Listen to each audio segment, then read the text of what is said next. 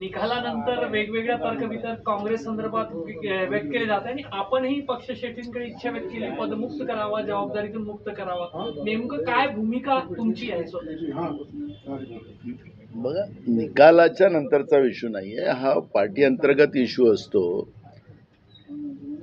प्रत्येकाला संघटनात्मक एक कालावधी असतात आणि हा पार्टी अंतर्गत चर्चा असते. हे काही ओपनली नाही करावं, या चर्चेला काही ओपनली करण्याचं कुठले कारण नाही. आणि मला असं वाटतं की काँग्रेस पक्ष संघटनात्मक जे काही निर्णय घेतात ते आपल्याला वेळोवेळी कळतात, त्यामुळे तो आपल्याला वेळोवेळी कळेल.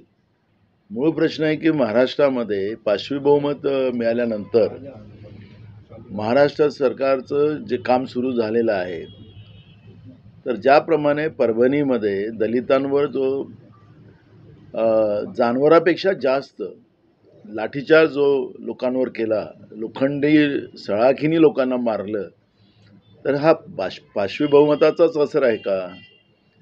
आता यांना लोकांची जरूरतच नाही, आता आम्ही मशीनच जिंकून येऊ शकतो आणि मग लोकांचं कुठलंही ॲजिटेशन आलं की त्याला बेदम मारायचं आणि कुठलीही काळजी करायची नाही. मनुष्य हा एकदम जानवरासारखा आहे, अशा पद्धतीचं जे काही परभणीमध्ये घडलं, त्या घटनेचा आम्ही निषेध करतो.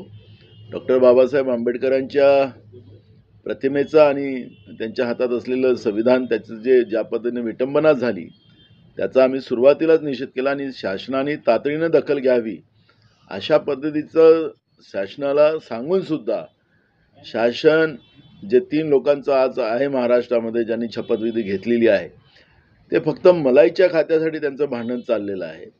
कोणाला मलाईचे खाते मिळतात त्याच्यावर ते काम करतात आहे.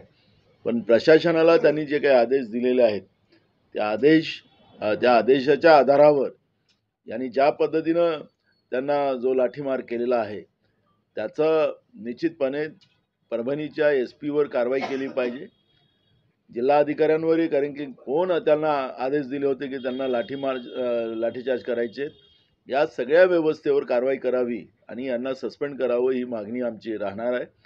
अधिवेशन आता परवापासून सुरू होती आहे आणि परभणीचा इश्यू हा जो या सरकारचं सुरुवातीचंच जी मानसिकता आहे की लोकांना आता आम्ही जसं दिल्लीचं सरकार, मोदींचं सरकार त्या ठिकाणी मारते, तशासारखं महाराष्ट्रामध्येही आम्ही लोकांनी आपल्या हक्काची लढाई केली तर आम्ही त्यांच्यावर याच पद्धतीचं बेदम मारू, अशा पद्धतीचा हा संदेश दिलेला आहे. हा महाराष्ट्रामध्ये कदापि चालू शकत नाही. हा शाहू फुले आंबेडकरांचा महाराष्ट्र आहे आणि या महाराष्ट्रामध्ये ही बेबनशाही आणि हिटलरशाही अजिबात काँग्रेस चालू देणार नाही, ही भूमिका आमची आहे. काँग्रेस पक्ष म्हणजे आज सकाळी विजय वडेट्टीवार म्हणाले की 16 आमदार कधीच आले नव्हते, कुठल्याही लाटेमध्ये काँग्रेस 16 आमदारांपर्यंत खाली आला नव्हतं, यंदा लाट नसताना तशी स्थिती आली, त्यामुळे नक्कीच विचार करण्यासारखी स्थिती आहे, आश्चर्यकारक स्थिती. बरोबर आहे. सगळं जे काही निवडणुकीचे निकाल जे आले, अजूनही महाराष्ट्रातली जनता, थोडं आम्हाला राजकीय पक्षाला सोडा, पण महाराष्ट्रातली जनता सुद्धा या धक्क्यातून बाहेर आलेली नाही आहे. महाराष्ट्रामध्ये विविध भागामध्ये अजूनही लोकांचं ग्रामसभेचे ठराव घेण्याचं काम सुरू आहे. बॅलेटवर मतदान झालं पाहिजे, आम्ही दिलेलं मतदान कुठं आहे हे शोधण्याचं काम लोक करतात आहेत आणि त्यालाही शासन ज्या पद्धतीनं हुकुमशाही आणि हिटलरशाही दाखवून लोकांचं व्यक्ती स्वातंत्र्यावरही घाला टाकण्याचं पाप जे करत आहे, त्यामुळे स्वाभाविक आहे विजय वडेट्टीवारांनी जे सांगितलं की कुठली लाट नव्हती आणि हे जे काही निवडणुकीचे निकाल आले, या निवडणुकीच्या निकालाने राजकीय पक्षच नव्हे तर महाराष्ट्राची जनताही सुद्धा अजूनपर्यंत त्याच्या धक्क्याच्या बाहेर आलेली नाही. कुठेतरी पक्षातून आपल्याला घेरलं जात आहे, काही आरोप करत आहे, बंटी शेळके सारखे सुद्धा इतर ठिकाणी काही ठिकाणी आरोप होतात, त्यामुळे कुठेतरी अरे राजकीय पक्षांमध्ये सगळ्याच गोष्टी चालतात. नरेंद्र मोदीवरही बीजेपीचे लोक आक्षेप घेतात, फडणवीसवरही घेतात. त्याच्यामुळे काही राजकीय फक्त काँग्रेसमध्येच हे चालतात असं नाही आहे, प्रत्येक पक्षात चालतात. त्याच्यामुळे हा भाग नाही आहे आणि त्याच्यामुळे पक्षांतर्गतल्या ज्या बाबी असतात त्या पक्षाच्याच अंतर्गत सोडवल्या जातात, माध्यमाच्या समोर नाही. पण जसं विजयाचं श्रेय लोकसभेत घेतलं, तसं विधानसभेत जे अपयश आलं त्याचं पण जबाबदारी घेतली पाहिजे असंही बोलण्यात आलं. बघा, संपूर्ण काँग्रेस पक्ष राष्ट्रीय अध्यक्षापासून सगळे या महाराष्ट्राच्या निवडणुकीमध्ये सहभागी झालेले होते.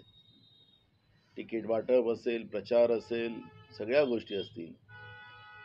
तर त्याच्यामुळे ही जबाबदारी आमची सगळ्यांचीच जातं. त्याच्यामुळे श्रेय आणि श्रेयवादाचा विषय नाही. हा एक प्रकारचा आत्मचिंतनाचा भाग आहे. आणि जी लढाई आता महाराष्ट्राच्या जनतेने सुरू केलेली आहे, बॅलेटवर मतदानाची, या लढाईवर सगळ्यांनी लक्ष केंद्रित केलं पाहिजे. जनभावना आहे. काल आमच्या नेत्या प्रियंका गांधींनी सुद्धा संविधानावर चर्चा होत असताना त्यावेळेसही त्यांनी सांगितलं की संविधान वाचवायचं असेल आणि देशाची लोकशाही वाचवायची असेल तर या देशामध्ये बॅलेटवरच मतदान घेतलं गेलं पाहिजे. जागतिक पातळीवर सगळ्या देशामध्ये आता जेव्हा बॅलेटवर मतदान घेतलं जाते आहे, तर अगर एकीकडे संविधानाची चर्चा लोकसभेमध्ये होत असेल तर त्यांनी तीच भूमिका मांडली की संविधान वाचवायचं असेल तर बॅलेटवरच हे मतदान झालं पाहिजे. माझं मत आणि माझ्या मताने मी निर्माण करणारं सरकार हे मला दिसलं पाहिजे, हे भावना या देशातल्या आणि राज्याच्या जनतेची आहे. आणि ती लढाई आता महत्त्वाची आहे. आणि ती लढाई आपण उभी केली नाही तर मी तुम्हाला सांगतो की देशातली लोकशाही संपुष्टात आणण्याचं काम मनुवादी व्यवस्थेनं आणि भाजपने निर्माण केलेली आहे. आता ते स्पष्ट झालेलं आहे. तुम्हाला विधिमंडळ पक्षाचा नेता व्हायचा आहे, त्याच्यामध्ये रस आहे, म्हणून तुम्ही देशाध्यक्ष पदाची जे जबाबदारी आहे ती वापस करताय, अशी चर्चा सुरू झाली. चर्चा कोणी काही करू शकतात ना, त्याला चर्चेला काही कोणाला थांबवता येत नाही. चर्चा असेल तर माणूस जिवंत असेल, चर्चा नसेल तर त्याला कोण, मेल्या माणसाची कोणी चर्चा करत नाही.